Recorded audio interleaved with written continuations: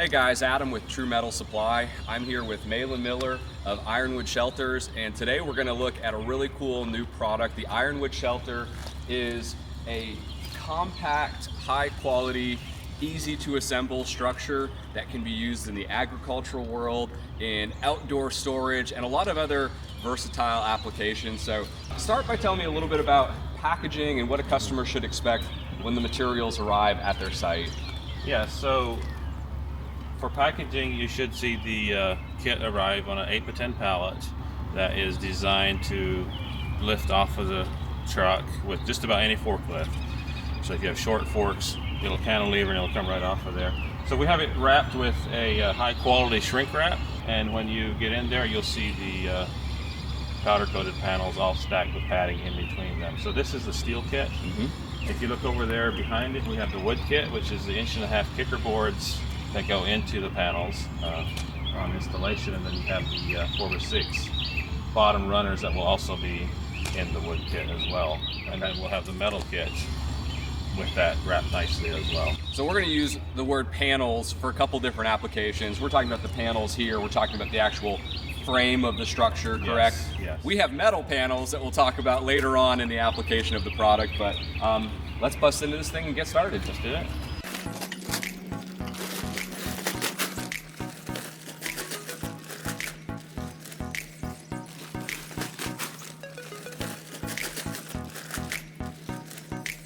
Okay, so now that we have the bundle unwrapped and we have verified that the panels are in good shape, there's no scratches, we will go to the lumber, to the bottom runners, and we'll set those in place next. So here we have the bottom perimeters. They're pressure treated 4x6s with a 50-year pressure treatment in them. And we have two 10-foot pieces and one 12-foot piece. The 12-foot piece would be the back side. This is a 10x12 open range model. So this will be the backside bottom perimeter, and these two will be the ends. And the nice thing about these open range buildings is that we don't have the front 4x6 perimeter like a lot of portable run-in shelters have. So we have an open front for the animal or whatever use you might have for this building.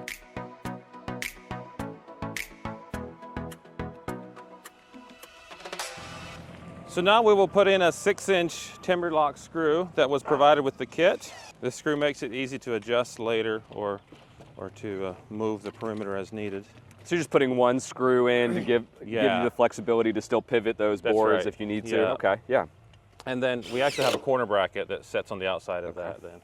So I'm sure most people will know this, but like the practicality of making sure that the top of these boards are flush when you're putting that screw in is going to be really important to make sure that everything is remaining level. So if you're installing this lumber on an uneven lot like we have here, it's worth just taking an extra minute to make sure that the top of your perimeter boards is flush. Okay. To get a good foundation, get it level is important. Lonnie is measuring the back run of the structure, getting a correct dimension. He squared the front run already, and so now you're making sure the distance from corner to corner and then corner to corner are equal, the same distance. Okay. This is actually going to be a side panel, and the reason for that is the back panel is the largest panel. Okay. So we kind of have to put the largest on the bottom. That makes sense. So the end panel has two sections in order to accommodate the shipping width. So we have the bottom section, and then we have the top section, and we'll show you how that installs. That's based off the height of the wall. It can't fit on that 8x10 or 8x12 pallet, so you have to have two sections that will bolt together to achieve the wall height. Okay, great. Yeah, so we're just talking about how light the panels are. The left and the right, this is the upper. This is the upper, are universal, so you don't have to try to guess which one's left and which one's right. I'm sure that the back panel will self-identify. It's not going to be hard to tell the difference between that. So this is going to go on the ground and actually help to maintain square while the structure is being put together. Okay, yeah. It's the front tie is what we call that, so it'll keep the two from spreading. Well, and like you talked about, it's nice that that can be flush to the ground. You're not going to have to worry about trip hazards or animals stumbling over across it. It's going to be something that's just really low and kind of sets almost flush with the ground. And you know, if someone wants to use this for a lawnmower, you know, you can just go right over it. That's a great point. So what Lonnie has over there is going to be the front legs. So we need something to attach the bottom and the top section of the ends. So that's what that is there. So this is going to be the front connecting piece for the two posts here. So this will just lay in between these two posts right here. Does it go on the inside of the post? It does go on the inside, Okay. yes. Set these aside for now. So this is the purlins for the roof. You said this is going to be the first piece that we start with. It is the on first top. one. Okay. Yes. And is this a channel down here at the bottom? Is this going to sit on top of the lumber, or? Yes. So okay. this will sit on top of the 4x6. Okay. And right here we have the channels for the kicker boards, but yeah.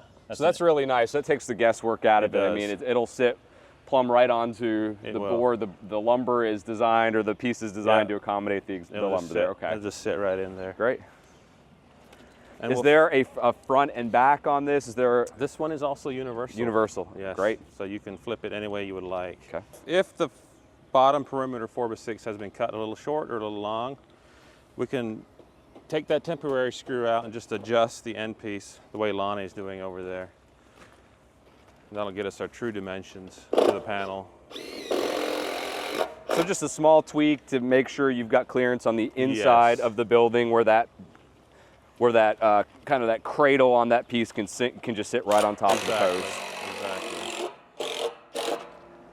Sometimes you get steel buildings, and the disadvantage of having everything that's steel, especially on the frame or the foundation, is that if it's not to the nearest 1/16 of an inch, your whole structure is compromised. You've got a little bit of wood here that gives you some flexibility to account for, you know, homeowners, DIYers, people who are doing these structures themselves, who may just need a little bit of extra wiggle room. Yeah, okay. And the good news is we actually have a corner bracket that'll cover any discrepancies. Yep, okay.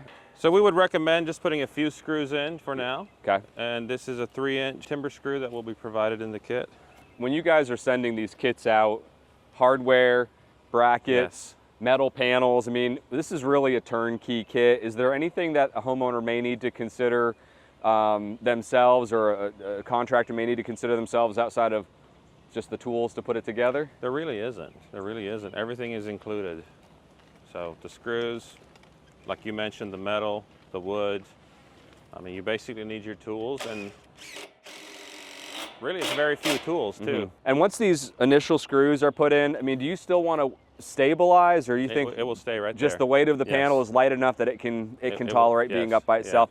Especially if you have a screw on each side of that bottom rail. Okay. Then you should be fine. Well, those tabs coming off that make the bracket over the wood, that's actually giving you really good stability from left and right. Now, if you don't have your back 4x6 fastened to the end, you know, you would have a problem. It would fall. So you do want that stabilized with that. Yeah, so if they're not screw. connected to these ends here, the whole board, the panel and the whole board would tip over. Okay, that's a great point. So next, you will have these self-tapping screws that are washerless that are provided in the kit. So that looks like a number 12. Is that a 1-inch self-driller? It is a 1-inch self-driller, yes.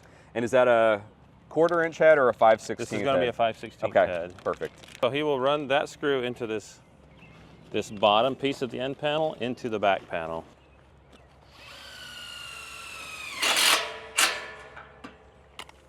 So you already have pre-punched holes in the side rail here, but you don't want to have a pre-existing hole in the vertical on the back panel, because that's actually what the screw needs to lock into. Yes. Okay.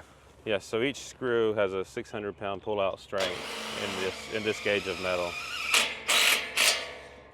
And we haven't really talked about the tubing. So this is, you know, square tubing. What's the thickness of the steel? You know, that probably has something to do with the weight of the product. It does. So this is a 16-gauge 2x2 powder-coated tube, and when you have a 12-foot back panel, this rail will be a 14-gauge. Okay. So it's just a little beefier. This will be a 14-gauge here. Okay. And so I don't think we've secured the bottom rail yet, because you want to make sure it snugs itself to the back rail. So you're driving these self-drillers first. That's hopefully pulling everything snug. And then will you come in and actually, I think Lonnie's doing it right now, securing the bottom rail to the board? And right now, just a few screws is adequate to kind of keep everything in place. We can come back and we can add all the appropriate fasteners later on in the process? Typically we would just put a few screws in to hold everything in place and make sure everything's locked in properly. So we can just use some of the packing that came in the kit and lay it on the end of the building here. And then we'll lay our panel on here and fasten the front post. So the top is going to be the notches here. Do those notches lock in anything, or are they just an indicator to help identify the top of the post? These are going to be an indicator, and if you look for the slot here, both of them, if you look right here on this part, we have those tenons there. So tabs will fit into this right here.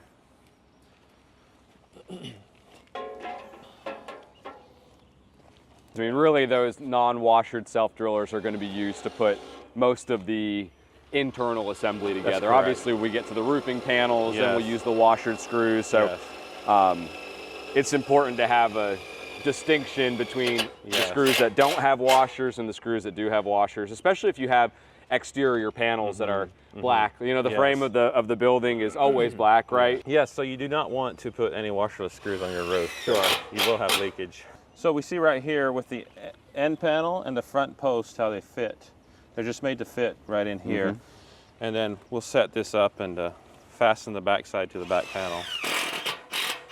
Those are great because they actually lay really flush on the front side, even though you've got you know, a little bit of a curved edge on the front. Everything looks very continuous. So it's a good design. And so Lonnie's just putting all the screws in this part of the assembly because it's a little bit difficult to install them when this piece is stood up. And I know that, you know, we've got a couple people out here who are helping with the assembly today. I mean, is this something that you would say typically requires multiple people, at least 2 people to install? I would recommend 2 people. I mean, it's going to be a challenge for one person to do it because of the bulk of the panel. You know, you have a 10 by 12 panel, so it's just very nice to have 2 people. It's very comfortable. For this type of open structure, what's a ballpark of how long you think the assembly should take, you know, all included, including like the roofing and siding?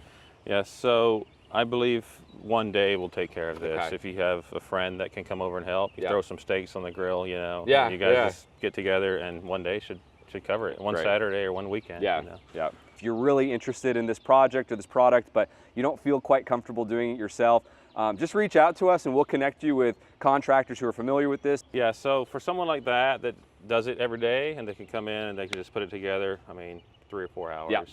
Now you're going to want to line these tubes up and just put yourself a self-tapping screw in there right away.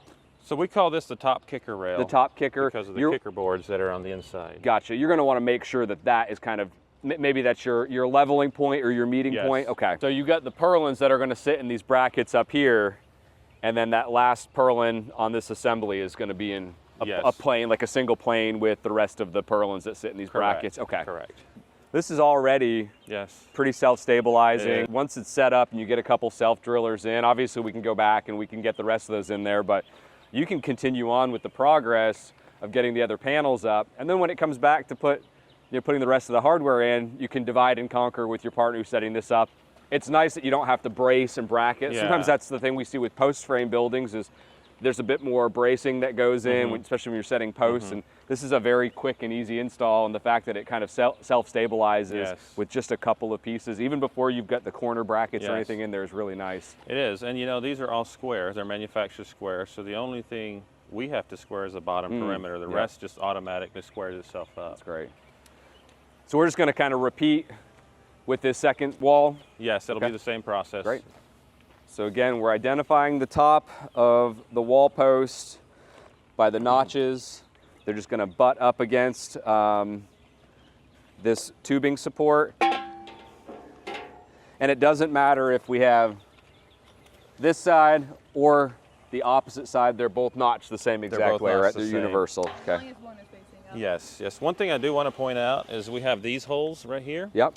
Those are not utilized in the open range building. Okay. So one thing we've tried to do is make every component as universal as we could. Yep. And so when you buy the Deluxe model, you'll have a bolt that goes through there to connect the 2 panels together. Yep.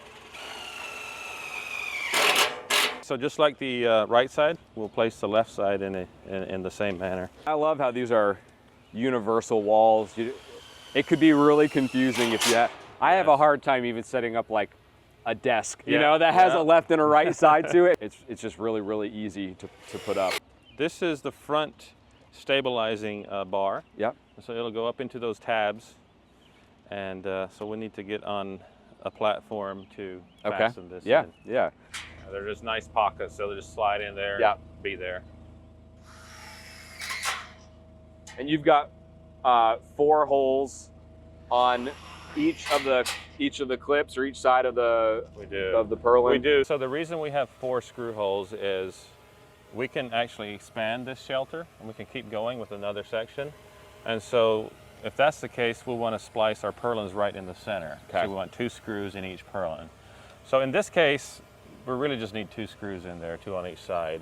So if we wanted to do, so this is a 10 by 12. This is a right? 10 by 12. So if somebody wanted to do a 10 by 24, they'd simply get another back rail, another side rail, another panel, and just replicate it. Just replicate it. Wow, yes. yeah. Does that affect the size of the purlin as well? So would a purlin come and be a little bit different of size, or would you overhang it off of the edge? Yeah, so we can trim the purlin, or ideally what we would do is move this end panel out. Okay. So that this one actually splices in the center. Interesting. Yeah. Okay. So there's a couple different ways you could play that, Makes depending sense. on how you want to do that. That makes sense. So these 2 brackets are what we call the front awning brackets. We do have a left and a right side on this. And these will screw in with self-tapping screws as well. 4 on the side and 2 on the front. So I will give the left-hand one to Lonnie to install right now. Okay, so these are the awnings. So these will attach to the brackets that we have fastened already. And we do have a left and right configuration on these. So what we want to do is bolt this to these two holes will bolt to the bracket up there. And this flange will turn towards the inside. So this will be a right hand, and this will be a left hand side. And you're just going to put the remaining 2 purlins, I mean, they're just going to sit right on top of those tabs that are angled back towards the middle of the structure. Yes, that's correct. So you'll see the 4 holes on the bottom.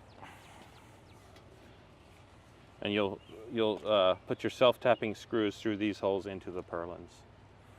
So the distance is correct for your corner trim then. So we had to bring this out so everything will be flush for the corner trim. So they're designed for the outside. You actually have to center the purlin on this clip or on this bracket because we're accounting for the inset of that tab to make sure everything lines up correctly. So essentially, because we don't have a tab or a bracket for this purlin, we're just going to put a screw temporarily in the pre-drilled hole. That's just going to kind of help hold it in place while we get the other side screwed in. These are the front cap brackets. It's going to make everything really clean around the wood that's down there. And yes, it's just a nice finishing touch. So this is going to be the back corner brackets. So we'll just do the same thing that we did in the front. We'll set these in the corner on the back and screw them to the 4x6. Same application. We're covering up the wood. We're kind of making the kit look uniform and adding a little bit of stabilization to the base. We are. And another thing that we're doing is we're putting a 6-inch screw into these holes right here, and that'll go through the first 4x6 into the second one just to lock that in. So instead of just that one that we had holding it together, you'll get a couple that are a little bit longer that are keeping the kit together. Just to make sure it's locked in real good. And this is yellow pine 1.5 inch tongue and groove wood that is it's very durable. The tongue and groove actually makes it we're not putting pressure on individual boards. Like if a horse kicks one board with tongue and groove, that force will deflect to the rest of the boards beside it as well, so you have more strength. So this is the screw we use, Adam. Okay, yep, the low profile. Yeah. So it's washerless again. It's gonna be a 1-inch T25. So what you want to do is put 3 or 4 boards in, and then you want to put a screw in. And you want to make sure they stay straight. So Lonnie, we're going to be starting with the back wall panels, correct? So we've got 4 of the back wall panels. They're 3 feet of coverage each. So for a 12-foot wide structure, that works out really nicely. So what you're doing now is you used your hammer to kind of tap the edge to get everything perfectly lined up. Just gently, that's right. And now we're going to pre-drill. We're going to measure and pre-drill our holes. You know, obviously the framing is a certain distance apart, so our screw patterns have to complement the framing distance. So you've already grabbed the dimensions, you've got them up there in your noggin somewhere, so I'll let you go ahead and drill, and we're just going to drill through all 4 of these at the same time to create a uniform pattern. This is color matched to match the true blue panels and walls that we're doing today. We also have some white screws that will match the trim components. Those will all come color matched. We partner with Atlas bolts and fasteners, and they create this really high quality single piece 5/16 head with a 1-piece metal cap on there that actually helps to conceal and cover up that neoprene rubber washer. So it's important that when you're installing the panel, you're kind of compressing the panel and kind of just stretching it all the way over to the left side in our application. If the panel kind of bubbles in the middle and we run a screw over here, when we come to secure in the middle, you can have too much bubbling here, but this looks really good. You can actually see here, we want it to be nice and flush and even with just a little bit of compression. There's a definitive underlap and overlap side of the panel. If you look over here, you'll see this side of the panel has a little 1/4-inch leg that's called the purlin bearing leg. That's designed to lay flat on the purlin or flat on the support. This will be your underlap side. So your next panel needs to come and lap over top of this leg.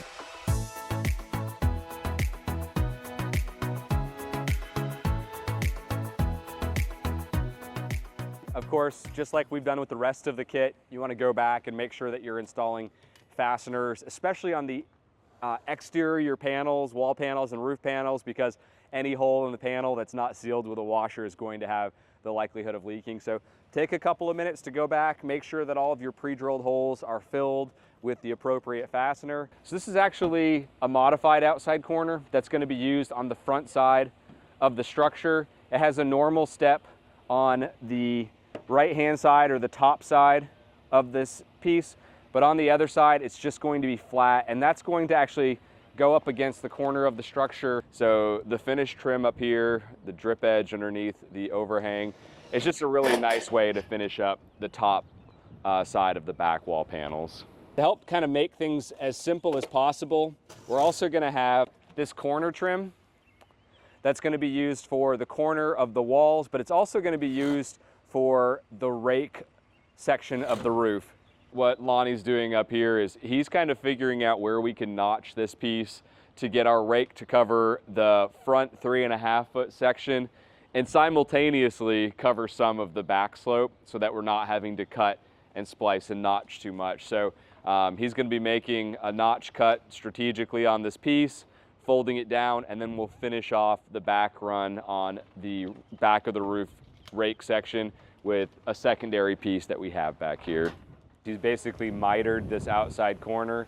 He's cut the hem, the step, and the full face on the exposed side, and then he cut the hem and the bend on the top side or the roof side of the piece, but he left that 2.5-inch leg that's going to be sitting up on the roof uncut so that he can bend it along that one single line, and that's going to give us this really nice single piece rake trim that's going to, again, cover the 3.5-foot section and miter up to give us some coverage on the back as well.